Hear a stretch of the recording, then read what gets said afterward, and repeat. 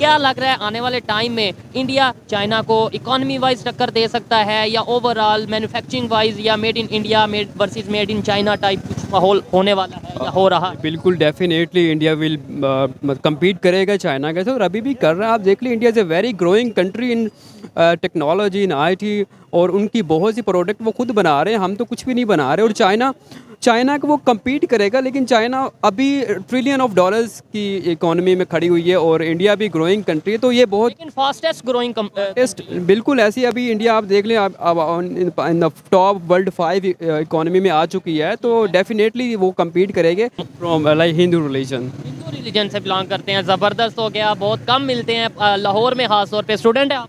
तो पाकिस्तान में जो मिनॉरिटी का जो हक है ना, वो पाकिस्तान ने बिल्कुल ख़त्म कर दिया। आइनी तौर पे हम देखें तो आप बिलोंग कहाँ से करते हैं? मैं बावलपुर से करता हूँ। अच्छा, आप देखें ना, जैसे हम पाकिस्तान का नाम लेते हैं ना, तो हम कहते हैं इस्लामिया जमहूरिया या इस्लामी जमहूरियत पाकिस्तान। जमहूरिया पाकिस्तान। हम अगर इसको देखें ना, जमहूरियत को, तो जमहूरियत का मतलब है ना डेमोक्रेटिक। डेमोक्रेसी मतलब कि अवाम की हुकूमत अवाम में से होगी और अवाम के लिए होगी, ऐसे ही ना। तो हमने आइन में लिख दिया कि जो गैर मुस्लिम है वो ना तो वज़ीर आज़म बन सकता है, ना सदर बन सकता है। राइट, वहीं पे फिर खत्म हो गया। फिर मतलब आपने बोला अमेरिका 3 4 5 दफा आपने बोला कि भाई अमेरिका का इन्फ्लुएंस है, प्रेशर है, जो भी आप समझ लें। इंडिया पे क्यों नहीं वो प्रेशर हो सका? इसके अलावा बांग्लादेश हमारे से अगर बेहतर है, मतलब हमारे से तो बेहतर है इकॉनमी वाइज, तो उस पर क्यों नहीं प्रेशर हो सका? इवन अफगानिस्तान में वो आके उन्होंने जंग की, इतना साल वो सारे मामला किए, लेकिन आज भी वो अगर अफगानिस्तान के डॉलर की वैल्यू देख लें, हमारे डॉलर की वैल्यू देख लें, हमसे बेहतर है। और दुनिया के कई ऐसे कंट्रीज हैं जिनकी हम एग्जाम्पल दे सकते हैं। पाकिस्तान के एग्जाम्पल दे आप। बिल्कुल सही है कि हम हर चीज़ अमेरिका पे नहीं डाल सकते। हमारा एजुकेशन सिस्टम, मैंने आपको बताया कि वो डिवाइडेड है। जो एलीट के लिए कुछ और है, मिडिल क्लास के लिए कुछ और है, लोअर क्लास के लिए कुछ और है। तो सबसे पहले तो हमें यहाँ पे एक यूनिटी लेके आनी पड़ेगी कि सबके लिए एजुकेशन सिस्टम बराबर हो। उसके बाद मेरी जान, जो अमेरिका की जो पॉलिसी के अंदर ये शामिल है कि Pakistan should be the labour producing country, it will not be the you can say कि इंडस्ट्रियल कंट्री। पीछे इसकी एक बड़ी रीज़न जो है ना, वो है कि हम स्टेट और रिलीजन को मिक्स कर लेते हैं। सबसे मेन पॉइंट हर चीज़ के पीछे ना मेन मुद्दा यही है। हम बड़ी गहरी और बड़ी बेसिक बात की है कि हमने इस तरीके से मज़हब को अपने अंदर घोल लिया, मिक्स कर लिया। मैं ये नहीं कहता मज़हब हर एक का हक है, मैं मुसलमान हूँ, मेरा हक है मैं मज़हब को अच्छे तरीके से फॉलो करूँ, ये बिलोंग का उतना ही हक है, ये अपने मज़हब को अच्छे तरीके से परफॉर्म भी करें, प्रैक्टिस करें और पूरी आज़ादी के साथ। लेकिन हमने एक ऐसा कंसेप्ट बना दिया कि मैं सबसे बेहतर हूँ, बाकी सब जो है वो शायद यही जानना चाहते हैं कि फ़लस्तीन में क्या हो रहा है, इसराइल में क्या हो रहा है। हम खुद ब खुद कमाना चाहते हैं और खुद अपनी नेशन को ऊपर लेके आना चाहते हैं। कहीं मेरे ख्याल से इंडिया की भी यही पॉलिसी है, वो पावर गेम के ज़्यादा इकोनॉमी के ऊपर अपना वर्क कर रहा है, जो कि हम जो से हम दुनिया में कहीं पे भी कोई इशू होता है, सबसे पहले हम कहते हैं कि हम अपनी स्टेटमेंट दे दें और ये दिखाएं कि भाई पाकिस्तान भी कोई कंट्री है। इंडिया में टाटा इंडस्ट्रीज़ है और भी आईटी की कंपनीज है, बड़ी बड़ी है। अब दुनिया के सीईओ देख लें, जहाँ पे गूगल का सीईओ, यूट्यूब का सीईओ, तो सब इंडिया से। तो भाई मरे हम कहाँ पे हैं? या तो खुद को मैं भी तो यही कहना चाह रहा हूँ ना कि इसमें हमारी गलती भी है ना। हर चीज़ हम अमेरिका पे नहीं ना डाल सकते, यानी हमने अपना एजुकेशन सिस्टम नहीं बेहतर किया, उन्होंने बेहतर कर लिया।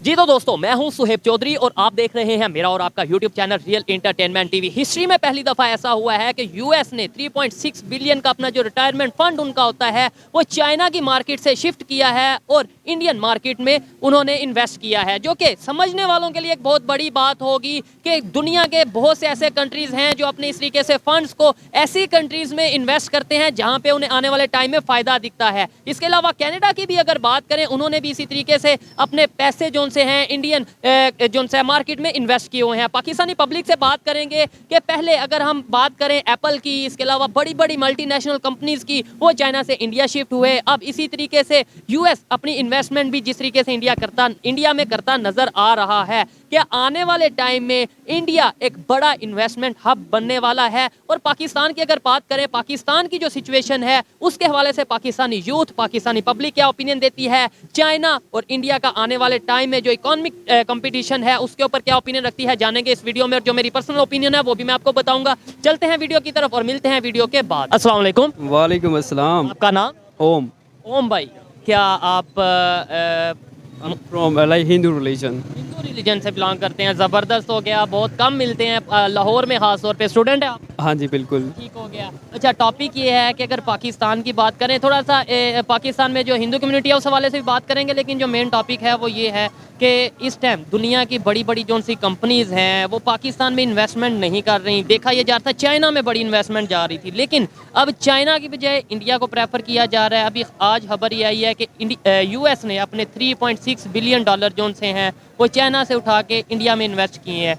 क्या इसके ऊपर आप कहना चाहेंगे? सबसे पहले मैं पाकिस्तान की बात करूंगा कि इसमें इन्वेस्टमेंट क्यों नहीं आ रही, what is the basic reason. इसमें सर बेसिकली ये है कि सबसे पहले तो हमारा एजुकेशन जो सिस्टम है या हमारा ओवरऑल सिस्टम इतना डेवलप ही नहीं हो पाया कि किसी इन्वेस्टर को हम एतमाद में ले सकें कि वो हमारे कंट्री में इन्वेस्टमेंट करें। बिकॉज ऑफ द आप देख सकते हैं कि किसी भी हमारे प्राइम मिनिस्टर ने 1947 से लेके अब तक अपने 5 साल का टेन्योर पूरा ही नहीं किया। उसकी वजह से कोई भी इन्वेस्टर इस बात पे एग्री ही नहीं हो रहा कि हम किस बिहार पे इस पे इन्वेस्टमेंट करें। लाइक कि कल को कोई मार्शल लॉ लग जाता है तो उनकी इन्वेस्टमेंट तो डूब जाती है और नहीं, they are not a secure, that's why वो इसमें नहीं आ रहे। दूसरी बात कि हमारे इधर जो स्टूडेंट्स हैं या टेक्नोलॉजी इस हद तक डेवलप्ड नहीं है, इंडस्ट्रीज़ नहीं है, वो इन्वेस्टमेंट किस तरह से करें। अभी हम देखते हैं हमारी जो पाकिस्तान स्टॉक एक्सचेंज है उसका तकरीबन टोटल जो हुजम है वो 8 अरब का है, ठीक है, विच इज़ वेरी मिनिमम। आप मुंबई स्टॉक एक्सचेंज को देख लें या न्यूयॉर्क स्टॉक एक्सचेंज को देख लें तो वो बहुत बड़ी बड़ी कंपनीज़ हैं। तो इधर इतनी माइनर कंपनीज़ हैं कि कोई भी इन्वेस्टर आके उसमें इन्वेस्टमेंट नहीं कर सकता। Like it is manipulated. इतनी छोटी छोटी कंपनीज़ है कि उसको कोई भी मैनिपुलेट कर लेता है, तो इस वजह से वो नहीं सिक्योर ही नहीं फील करते इन्वेस्टर्स कि वो आके पाकिस्तान में इन्वेस्टमेंट करें। बिकॉज के पाकिस्तान में एक छोटा सा तबका जो पूरी मार्केट को कैप्चर किया हुआ है, कंट्रोल किया। दिस इज़ कॉल्ड लीड तबका, ठीक है। आप किसी भी रियल स्टेट सेक्टर में देख लें, only 2 or 3% of the people who control real state in the end the stock market the same.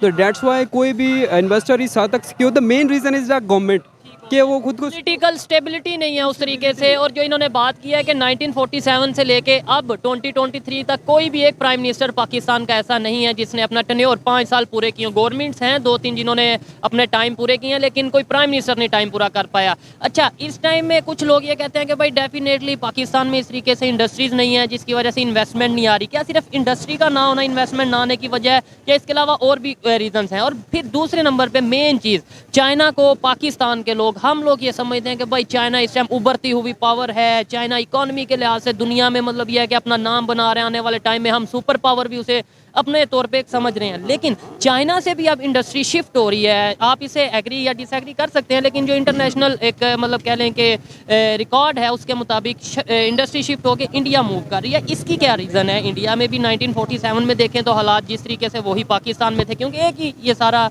Area था। आज वहाँ पे बड़े बड़े जो उनसे कंट्रीज़ हैं, बड़ी बड़ी मल्टीनेशनल कंपनीज़ हैं, वो जहाँ वहाँ पे जाके इन्वेस्टमेंट करना चाह रही हैं। मैं इसका बिल्कुल आगाज़ 1947 से ही करूँगा। जब 1947 में पाकिस्तान बना था तो हमारे पास कोई इकोनॉमिक प्लान नहीं था, ठीक है। इसके बिहाइंड हम ये देखते हैं कि पाकिस्तान बनाने में 2 नेशन थ्योरीज़ है जी, बिकॉज के हिंदू और मुस्लिम जो साथ में खुश नहीं थे। चलो ठीक है, वो एक रिलीजियस पॉइंट ऑफ व्यू है, लेकिन उसे उस तरीके से डिस्कस नहीं करते। लेकिन अगर उसे भी डिस्कस करें तो बहुत सी चीज़ें सामने आ जाती हैं। लेकिन आज हम जिस we will discuss on economical like situation के क्यों जब पाकिस्तान बना था तो सर कोई भी कंट्री जब वजूद में आता है ना तो सबसे पहले उसका इकोनॉमिक प्लान दिया जाता है कि वो किस तरह से ग्रो करेगा नेक्स्ट 5 years में, नेक्स्ट 10 years में। But when the Pakistan will come into existence there was no like economical plan. आप मुझे दिखा दें कभी भी जब पाकिस्तान बना था तो कोई भी ऐसा प्लान नहीं था जिसमें ये फैक्ट और फिगर्स हों कि पाकिस्तान जब बनेगा तो ये हमारा जी ये रोड मैप है, हम इस तरह से तरक्की करेंगे, इस तरह से इंडस्ट्रीज लगाएंगे, इस तरह से हमारा एजुकेशन सिस्टम होगा। तो इस तरह का कुछ भी नहीं था।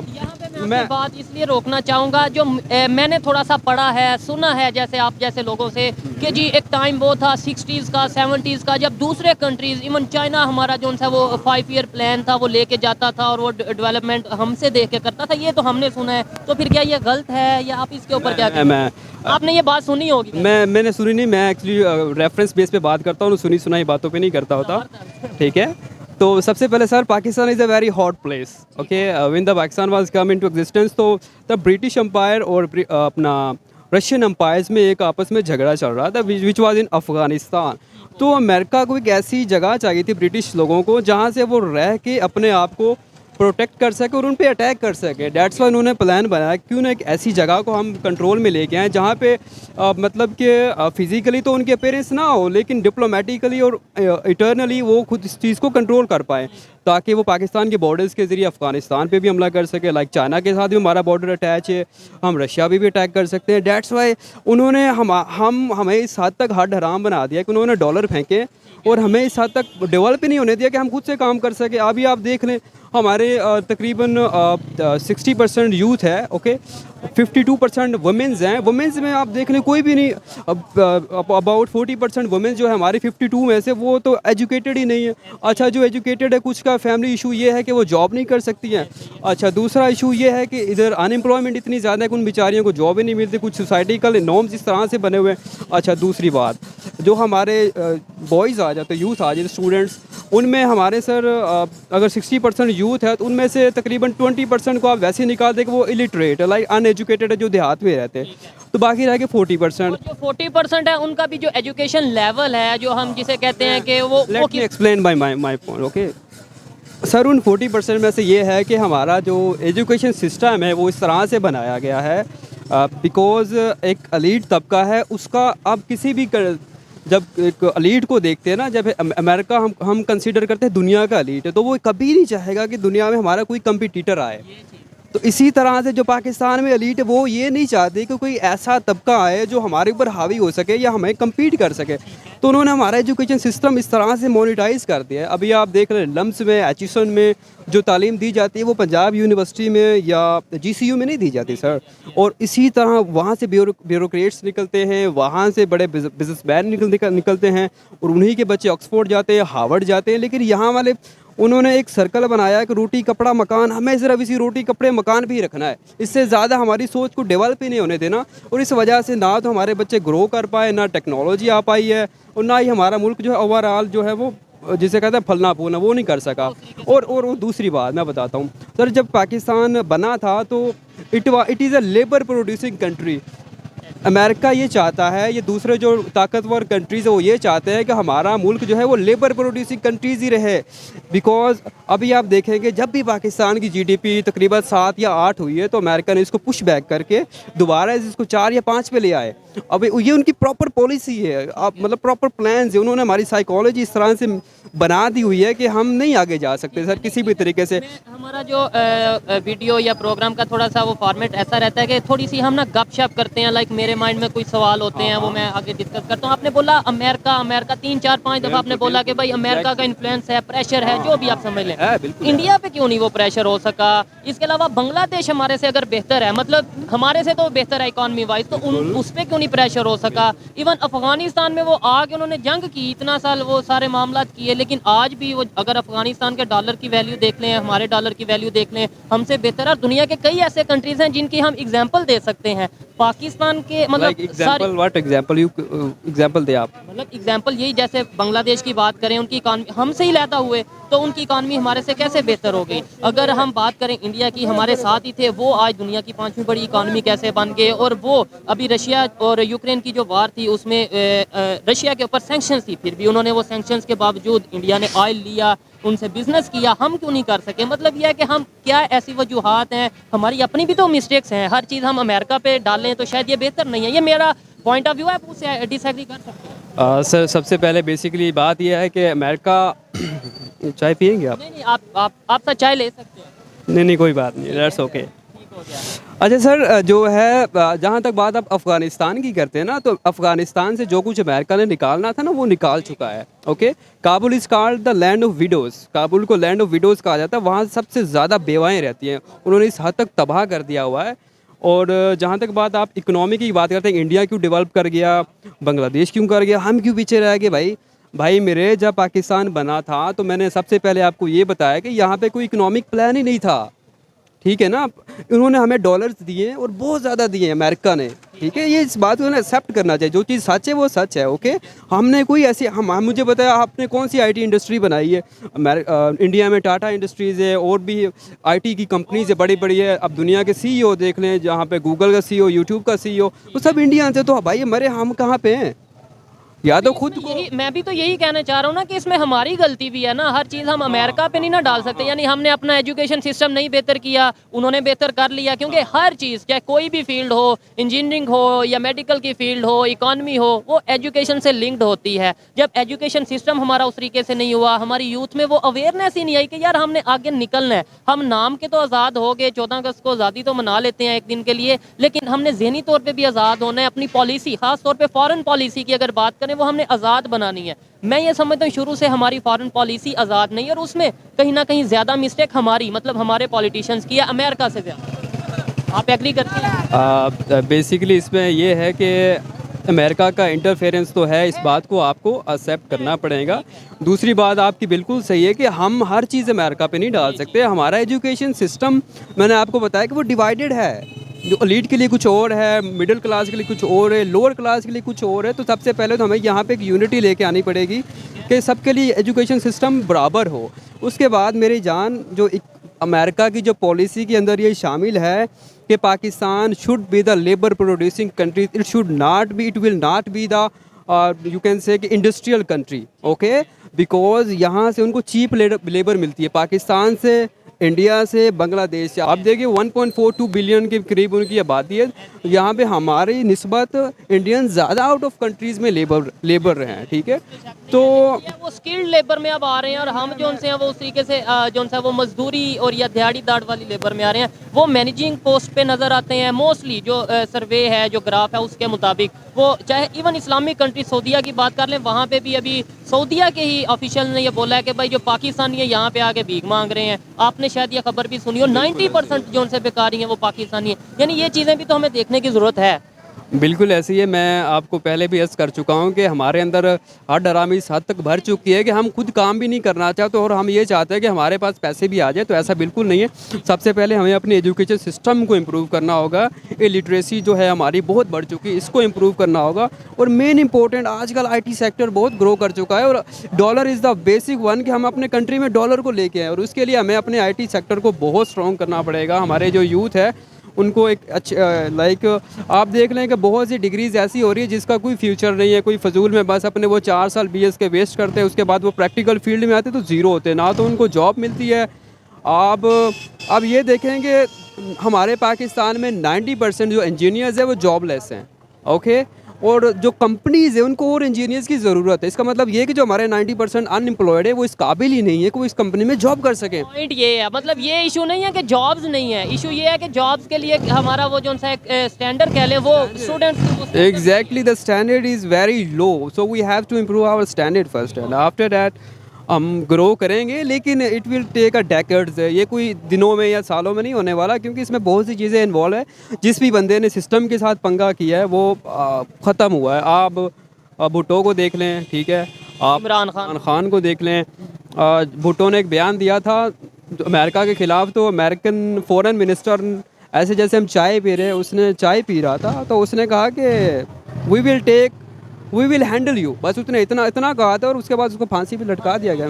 अच्छा, बड़ा अच्छा लगा बात करके। नॉलेज भी है भाई के पास और विद डाटा इन्होंने, मतलब यह है कि लॉजिकल बात की है। मुझे पर्सनली खुशी होती है जब ऐसे लोगों से बात करते हैं, थोड़ा बहुत मुझे भी नॉलेज मिलता है, देखने वालों को भी पता चलता है, और ख़ास तौर पे पाकिस्तान की यूथ को अगर ऐसे लोग रिप्रेजेंट करेंगे तो बड़ा अच्छा होगा। अच्छा भाई, मुझे थोड़ा सा ये हमने वो बात कर ली, मुझे एक तो ये बता दें कि बेहतरी की उम्मीद जो आपने बोला कि डेकेड्स लगेंगे, ये आएगी कैसे, चेंज कैसे? हमारे पॉलिटिशियन से तो मुझे उम्मीद सच नहीं है कि भाई हम कहें कि आने वाले टाइम में ऐसे सियासतदान आ जाएंगे। मुझे थोड़ी बहुत उम्मीद यूथ से है कि मतलब लाइक आप जैसे लोग हैं या हम जैसे लोग हैं, इन चीज़ों के ऊपर डिस्कशन करेंगे, थोड़ा बहुत ऐसा इन्वायरमेंट बनेगा, हमें पता चलेगा इंटरनेशनल लेवल पे हो क्या रहा है, वो फिर हम अपने पाकिस्तान में उसको फॉलो करने की कोशिश करेंगे। आप इसके ऊपर क्या कहते हैं, किस पे उम्मीद है और कितना टाइम आपके ख्याल से लगेगा कि आज से हम अपनी सोच को अगर बेहतर करें और अगर ये सोचें कि पाकिस्तान को आगे लेके जाना?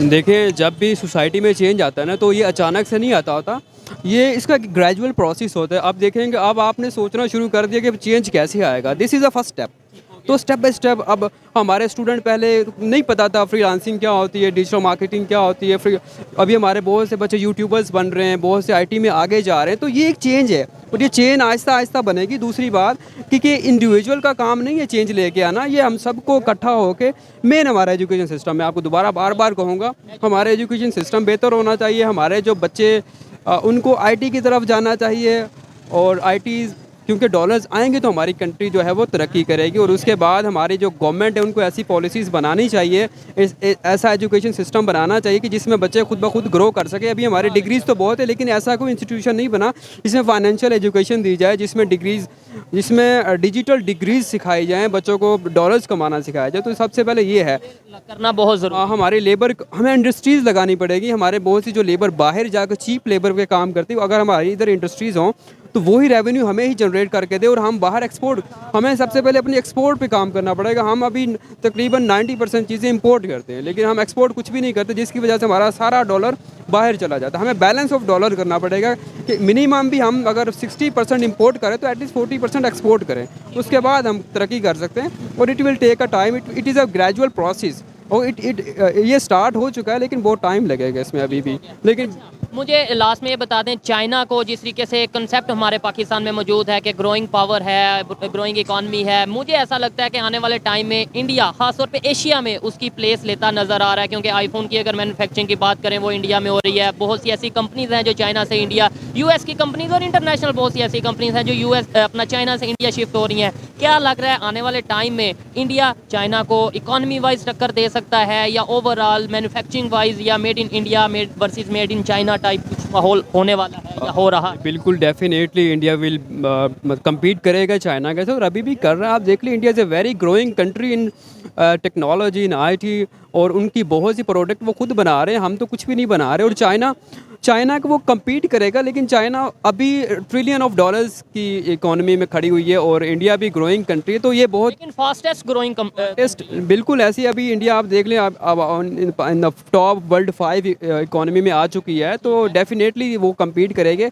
लेकिन अगर हम सुपर पावर की मैं बात करूँगा तो America will be the super power, because China की एक स्टेटमेंट आई है कि हम पावर के मुकाबले में कभी भी अमेरिका का मुकाबला करना ही नहीं चाहते, हम इकोनॉमिकली ग्रो करना चाहते हैं और हमारा यही पाथवे। हम नहीं चाहते या हम नहीं जानना चाहते कि फ़लस्तीन में क्या हो रहा है, इसराइल में क्या हो रहा है। हम खुद ब खुद कमाना चाहते हैं और खुद अपनी नेशन को ऊपर लेके आना चाहते हैं। कहीं मेरे ख्याल से इंडिया की भी यही पॉलिसी है, वो पावर गेम के ज़्यादा इकोनॉमी के ऊपर अपना वर्क कर रहा है, जो कि हम जो उनसे, हम दुनिया में कहीं पे भी कोई इशू होता है सबसे पहले हम कहते हैं कि हम अपनी स्टेटमेंट दे दें और ये दिखाएं कि भाई पाकिस्तान भी कोई कंट्री है। नो डाउट पाकिस्तान की बात को उस तरीके से अहम लिया जाता है, वैल्यू दी जाती है या नहीं, ये एक अलहदा मैटर है। अच्छा लगा भाई आपसे बात करके। लास्ट में, क्योंकि बहुत कम लाहौर में खासतौर पे हमें इस तरीके से हिंदू कम्युनिटी से हमारे भाई मिलते हैं और ख़ासतौर पे एजुकेटेड बहुत कम हमें देखने को मिलते हैं। माइनॉरिटीज़ के हवाले से अगर बात करें पूरे पाकिस्तान में, ख़ासतौर पे सिंध के एरियाज़ में, तो हिंदू माइनॉरिटीज़ या ओवरऑल जो भी माइनॉरिटीज़ पाकिस्तान में मौजूद हैं, क्या आप उनके बारे में, मैं कहूँ कि आप 2-3 मिनट की या 2-3 लाइन की कोई स्टेटमेंट देना चाहें, क्या स्टेटमेंट देंगे? क्या कंडीशन है उनके ऊपर उस तरीके से वर्क किया जा रहा है जैसे कि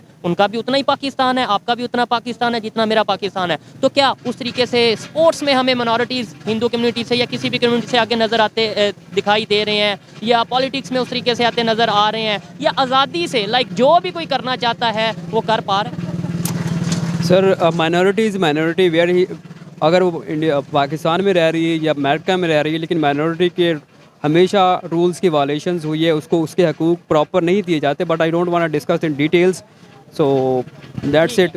मतलब जो ग्रो करना चाहता है वो कर सकता है। ओके लेकिन फिर भी आप ये कह रहे हैं कि मैं इसे डिटेल में डिस्कस नहीं करना चाहता, यही अपने अंदर एक बहुत बड़ी बात। थोड़ा खुद भी पढ़ लेना सर। नहीं, मैं तो पढ़ रहा हूँ, मैं तो फिर देखें, मैं अगर बात करूंगा मेरी वीडियो, वो तो फिर ये हो जाएगा ना कि मैं अपनी ही बात आपके मुंह से निकलवा रहा हूँ। मैं चाह रहा हूँ कि आपके जो एक्सपीरियंस है आप वो शेयर करें। मैं ऐसे बात करूँ तो हर रोज़, अगर ये बिल्कुल डाटा के मुताबिक है, अभी कल जो हिंगलाज माता मंदिर है उसके हवाले से खबर आ रही थी, फिर शरदा पीठ एक उधर कश्मीर में मंदिर है उसे डिमोलिश करने की खबर आ रही थी, कराची में एक जो है वो ऐसे इसी तरीके से खबरें तो फिर ऐसे आती रहती हैं। अगर मैं ऐसा बोलूँ कि भाई मिनॉरिटीज़ उस तरीके से, मुझे ऐसा लगता है कि जो राइट उन्हें मिलने चाहिए, जो फ्रीडम मिलनी चाहिए, वो नज़र नहीं आ रही। आप इसे सेकंड करते हैं, एग्री करते हैं? आप मीरपुर ख़ास और कंदकोट एक ऐसी जगह है जहाँ पे अबाउट 90% हिंदू कम्युनिटीज़ रहती है।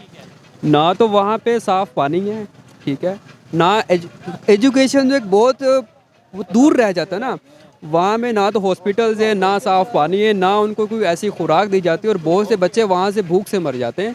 ठीक है, वहाँ पे प्रॉपर उनको हॉस्पिटल में टाइम पे ट्रीटमेंट नहीं मिलता।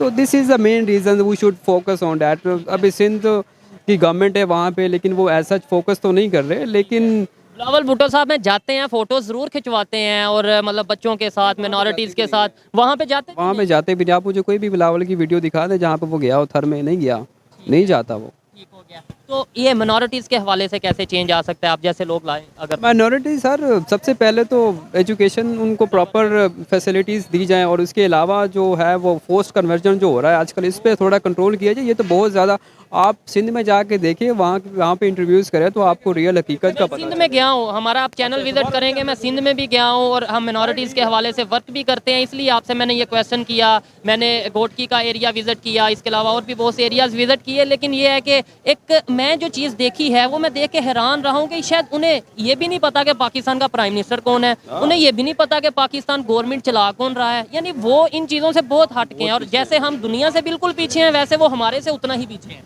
एग्जैक्टली सर, बिकॉज के सिंध में ज़्यादातर है वो वडेरा निज़ाम, तो उन्होंने इस हद तक उनको अपने नीचे दबा लिया है कि अगर किसी ने 60,000 रुपये कर्जा लिया तो उसके ऊपर सूद इतना लगा के कुछ 10 लाख बना के उनको इस मतलब कि उनको ना अपने नीचे रख दिया उन्होंने, कि वो ज़िंदगी भर उनकी ग़ुलामी ही करेंगे। एजुकेशन ये वो तो बहुत दूर की बात है, वो तो उन तक पहुँचती ही नहीं है।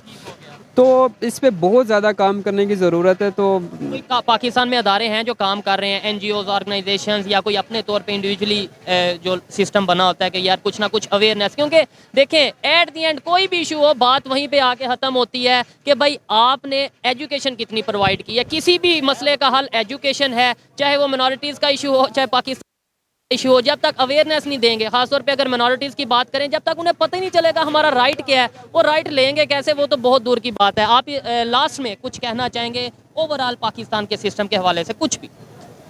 ओवरऑल भाई सिस्टम पूरा ही चेंज करना पड़ेगा, और ये ग्रेजुअल प्रोसेस है, उसके बाद ही चेंज आएगा। अदरवाइज़ अभी तो पॉसिबिलिटीज़ इतनी ज़्यादा नहीं है। We should keep for the best, लेकिन इट विल टेक टाइम। बहुत शुक्रिया आपके वक्त का, और चाय भी आपकी थोड़ी ठंडी हो चुकी होगी, आप इसे गर्म करवा लें। भाई आप बात करना चाहेंगे? जी जनाब, मैं एक व्लॉगर हूँ छोटा सा, पूरन नाम मेरा नाम है। क्या नाम है? पूरन नाम, मिस्टर पन्नू व्लॉग के नाम से चैनल है। अच्छा, आपने बात की थी मिनॉरिटी की पाकिस्तान में ना, तो पाकिस्तान में जो मिनॉरिटी का जो हक है ना, वो पाकिस्तान ने बिल्कुल ख़त्म कर दिया आइनी तौर पे हम देखें तो। आप बिलोंग कहाँ से करते हैं? मैं बावलपुर से करता हूँ। अच्छा, आप देखें ना, जैसे हम पाकिस्तान का नाम लेते हैं ना, तो हम कहते हैं इस्लामिया जमहूरिया या इस्लामी जमहूरियत पाकिस्तान। जमहूरिया पाकिस्तान। हम अगर इसको देखें ना जमहूरियत को, तो जमहूरियत का मतलब है ना डेमोक्रेटिक। डेमोक्रेसी मतलब कि अवाम की हुकूमत अवाम में से हो गई और अवाम के लिए होगी, ऐसे ही ना। तो हमने आइन में लिख दिया कि जो गैर मुस्लिम है वो ना तो वज़ीर आज़म बन सकता है, ना सदर बन सकता है। राइट, वहीं पे फिर ख़त्म हो गया। फिर मतलब अब जब वो बन ही नहीं सकता, तो उसकी जज बनने की जो एजुकेशन किस काम की? जब उसको लगेगा ही नहीं कि मैं वज़ीर आज़म बन सकता हूँ, तो वो कोशिश क्यों करेगा? ठीक है, तो इलेक्शन तो मुकम्मल तौर पे मिनॉरिटी का ख़त्म हो गया ना, पीछे बची सिलेक्शन।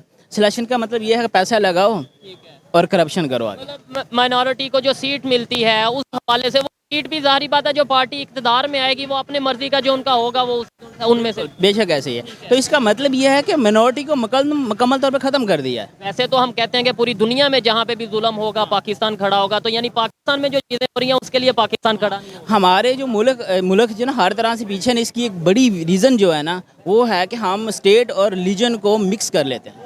सबसे मेन पॉइंट हर चीज़ के पीछे ना मेन मुद्दा यही है। हम बड़ी गहरी और बड़ी बेसिक बात की है कि हमने इस तरीके से मज़हब को अपने अंदर घोल लिया, मिक्स कर लिया। मैं ये नहीं कहता मज़हब हर एक का हक है, मैं मुसलमान हूँ, मेरा हक है मैं मज़हब को अच्छे तरीके से फॉलो करूँ, ये का उतना ही हक है ये अपने मज़हब को अच्छे तरीके से परफॉर्म भी करें, प्रैक्टिस करें और पूरी आज़ादी के साथ। लेकिन हमने एक ऐसा कंसेप्ट बना दिया कि मैं सबसे बेहतर हूँ, बाकी सब जो है वो, शायद यही इसी वजह से हम इस पोजीशन। बेशक ये हमें एक तकब्बर आ जाता है, गरूर आ जाता है। अब देखें ना, इंडिया लगा लें या और भी लगा लें ना, हम ये चाहते हैं कि हमारे यूरोप में मुसलमान वज़ीर आज़म बन जाए, हम ये चाहते हैं। ठीक है, हम ये नहीं चाहते हैं कि हमारे मुल्क में पाकिस्तान में कोई भी है, चाहे क्रिश्चियन है, सिख है या हिंदू है, वो वज़ीर आज़म। क्योंकि हम ये कहते हैं कि हम गैर मुस्लिम हमारा लीडर नहीं हो सकता। हम ये कहते हैं क्यों नहीं हो सकता, इसकी ये बेबुनियाद रीज़न है। हम ये चाहते हैं कि जो गैर मुस्लिम कंट्री वहाँ पे मुसलमान जो है वो प्राइम मिनिस्टर हो जाए, प्रेसिडेंट। और ये इंडिया में 4 दफ़ा प्रेसिडेंट बने हैं, मेरे ख्याल से 4 से 5 दफ़ा जो मुस्लिम्स हैं वो प्रेसिडेंट। अभी भी लगा लें, जिस फील्ड में भी वो तरक्की कर रहे हैं ना, उस हर फील्ड में मुसलमान अभी भी हैं, अभी भी। आप पाकिस्तान की कोई भी, हालांकि पाकिस्तान में तो फील्ड ही कोई नहीं जो हम तरक्की की तरफ जाएं, जो भी आप देखेंगे उसमें करप्शन नज़र आ जाएगी। तो किसी कोई फील्ड में नहीं है। उसकी बेसिक रीज़न यही है कि पाकिस्तान में इस टाइम जो हालात है ना, मिनोरिटी को तो छोड़े हैं, जो यहाँ पे मेजोरिटी है ना वो भी ये कहती है कि ज़िंदा निकल जाएं और ज़िंदा भाग जाएं। ये बात अच्छा लगा। देखें इनके साथ हमारे, क्योंकि प्रोग्राम का टाइम ख़त्म हो रहा है, इसलिए इनके साथ एक प्रॉपर, अगर इनके पास टाइम हुआ तो एक वीडियो करेंगे जिसके अंदर हम ये चीज़ें इन डिटेल डिस्कस करेंगे कि आखिर क्या वजह है पाकिस्तान में कोई मिनॉरिटी, मैं हिंदू कम्युनिटी की या सिख कम्युनिटी या किसी एक कम्युनिटी की नहीं, ओवरऑल कोई भी मिनॉरिटी प्रेसिडेंट क्यों नहीं बन सकता, प्राइम मिनिस्टर क्यों नहीं बन सकता, चीफ ऑफ आर्मी स्टाफ या चीफ जस्टिस क्यों नहीं बन सकता, इसके पीछे रीज़न क्या है, थोड़ी सी उसके ऊपर मैं भी बात करूँगा। और अगर ये भी करना चाहें तो ज़रूर करेंगे। नेक्स्ट वीडियो में इनके साथ हम ये प्रॉपर जो है वो चीज़ डिस्कस करेंगे। आपको ये वीडियो कैसी लगी कमेंट में ज़रूर बताइएगा। मिलते हैं नेक्स्ट वीडियो में, तब तक के लिए पीस आउट, अल्लाह हाफिज़।